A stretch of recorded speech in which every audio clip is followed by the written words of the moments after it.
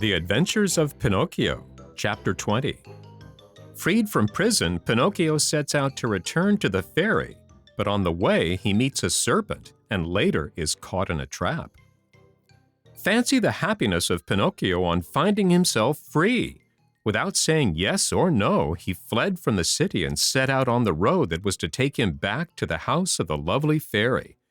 It rained for many days, and the road was so muddy that at times Pinocchio sank down almost to his knees. But he kept on bravely. Tormented by the wish to see his father and his fairy sister with azure hair, he raced like a greyhound. As he ran, he was splashed with mud, even up to his cap.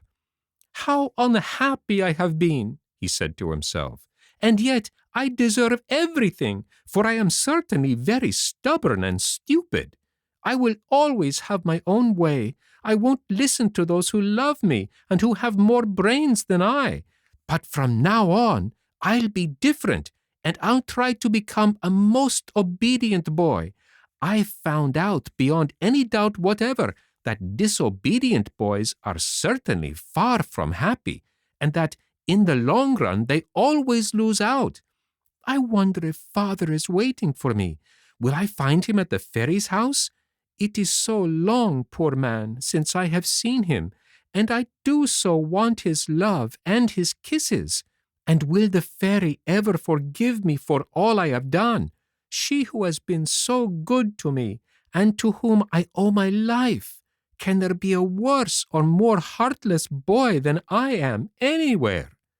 As he spoke, he stopped suddenly, frozen with terror. What was the matter? An immense serpent lay stretched across the road, a serpent with bright green skin, fiery eyes which glowed and burned, and a pointed tail that smoked like a chimney. How frightened was poor Pinocchio! He ran back wildly for half a mile, and at last settled himself atop a heap of stones to wait for the serpent to go on his way and leave the road clear for him.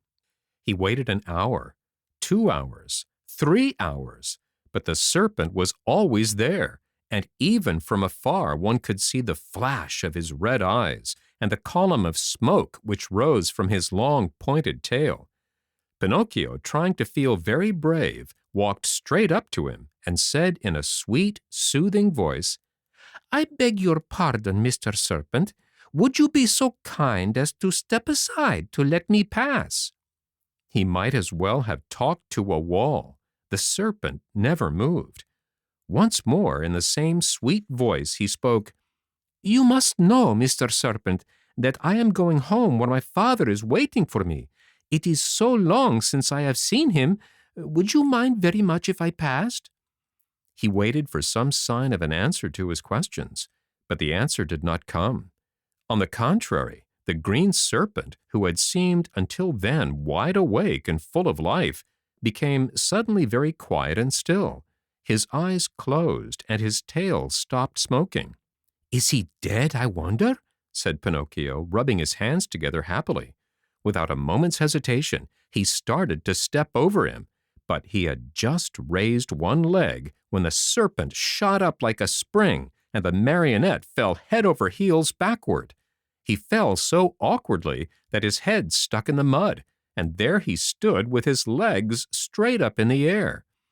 At the sight of the marionette kicking and squirming like a young whirlwind, the serpent laughed so heartily and so long that at last he burst an artery and died on the spot. Pinocchio freed himself from his awkward position and once more began to run in order to reach the fairy's house before dark.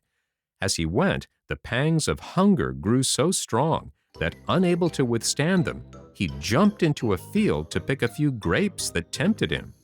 Woe to him! No sooner had he reached the grapevine than, crack, went his legs. The poor marionette was caught in a trap set there by a farmer for some weasels which came every night to steal his chickens.